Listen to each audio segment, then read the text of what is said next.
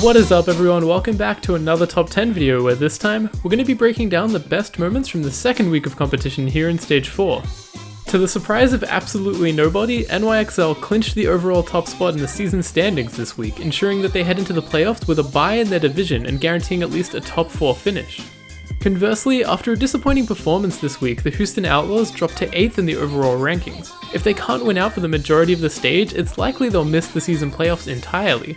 It's clear to see that the new meta is certainly impacting the league, as while some rosters fall, others have seen drastic improvement. For the very first time since the first week of Stage 2, the Dallas Fuel won both of their matches in a single week, and whilst the hot takes of a potential stage playoff appearance flood social media, it's impossible to deny a substantial improvement of late, as we'll definitely see throughout the list this week. So without further delay, let's jump right into things with a play in our 10th spot. Kicking things off this week, we have Birdring absolutely styling on Architect. In what was basically the equivalent of getting dunked on in the NBA, Birdring of the London Spitfire first takes down Architect with an easy headshot inside the Sanctum. Moments after, a resurrection comes through from Moth. Birdring flanks around outside, grappling across the gap and somehow landing this disgusting flick shot from within melee range. Oh, and then he goes on to take out Sleepy as well, like it's no big deal. A lot of Widowmakers tend to be quite conservative in their playstyle, but clearly an outlier, Birdring takes it upon himself to entirely negate Architect in one of the flashiest Widow plays all week. In at number 9, we have an exceptional play from Shaz as the Gladiators went on to defeat the Outlaws this week. Starting out the highlight, barely on screen, we can see Shaz single-handedly take down Jake before immediately deleting Linksa. What's significant about the latter is that Linksa was a mere 2% away from his Deadeye. The play isn't over just yet though, as now jumping on board with Shaz, he takes down a pocketed Raucous and then just effortlessly sends forth a predictive volley of orbs to eliminate Barney as well. An absolutely tremendous play that would have surely deflated any sense of hype on the side of the Outlaws for the remainder of that round. Coming in at number 8, we have a really efficient play from Agilities as the Valiant remain undefeated thus far throughout Stage 4. Unfortunately, we didn't get the high quality replay in the actual broadcast, but thankfully the league's social media team caught the highlight and shared it around. The fight opens with Agilities soaring into the objective and helping take down both tanks of the Florida Mayhem. He then threads the needle to land the killing blow onto Zupe, but this is where the performance really amps up as Agility's accuracy speaks for itself, taking down Tavik and Zebasai with direct hits just moments apart. It really doesn't get more efficient than that, and both Custer and Kariv should be praised for this too, thanks to their well-managed damage boost and Discord respectively. In at number 7 this week is one of the best improvised plays we've seen in quite some time. In a relatively close matchup that went the distance all the way to a Game 5, the most noteworthy highlight came from the second map in the series between the London Spitfire and Seoul Dynasty.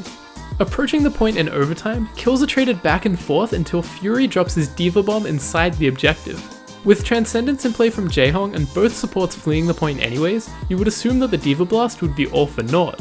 Surprisingly though, thanks to some miraculous timing, Gesture halts both healers back towards the point and ensures that they are in fact caught in the blast despite their best efforts to get away. A tremendous last minute play that helped London go on to full hold Seoul on Hanamura.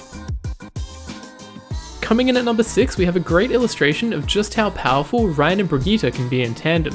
Fresh off of a winning effort over the Boston Uprising, Dallas continued to perform admirably in their series against the Philadelphia Fusion.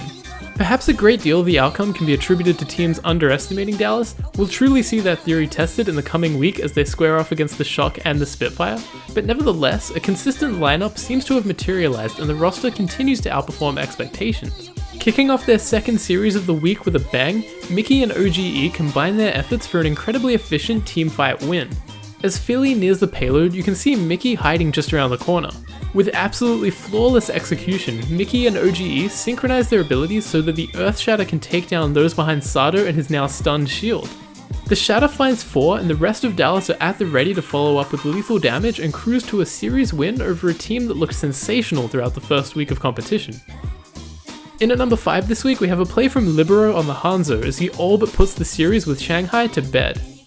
Aware of his flank, Dia drops down low with an Orb of Harmony but is quickly taken out with ease by Libero.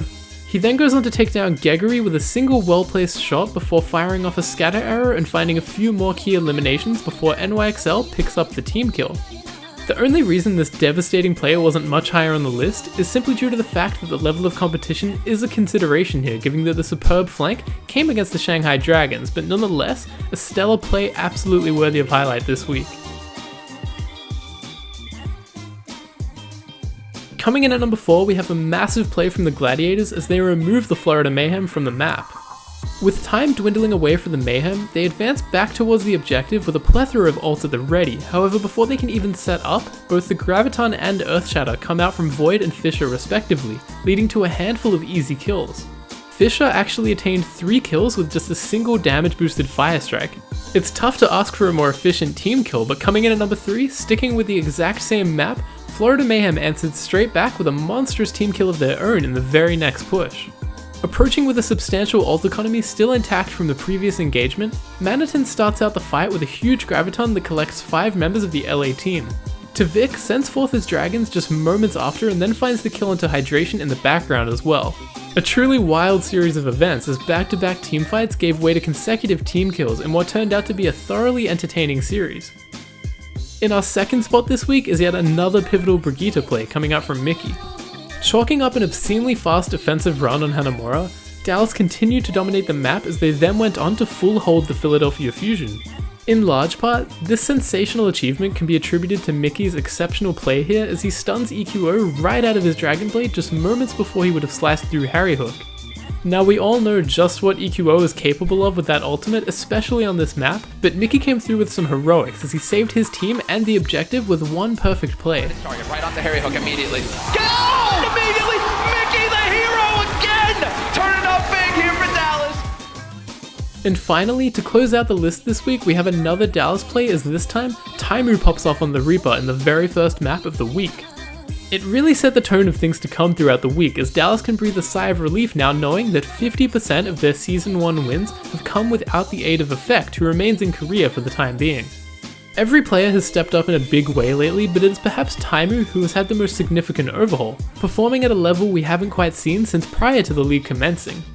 Adapting to the situation at hand, Dallas organized to work around Taimu on the Reaper, an increasingly rare composition even more so on Blizzard World, yet Dallas managed to make it work. As Boston come out of spawn and close in on the choke, a sneaky Taimu simply walks in from behind and activates his ultimate, coming away with 3 picture-perfect kills for his team as well as having enabled the self-destruct from Seagull, which finds 2. In any other week, this lone moment of coordination might have been considered a rarity, yet as Stage 4 progresses, the boys in blue continue to thrive under the new head coach of Aero. It's an impressive turnaround and one that will truly be tested in the coming weeks as they continue to face stiff competition. But that does it for another week of thrilling highlights. Feel free to leave your thoughts in the comments below about which plays you think deserved a spot, but as always, thanks for tuning in and I'll see you in the next one.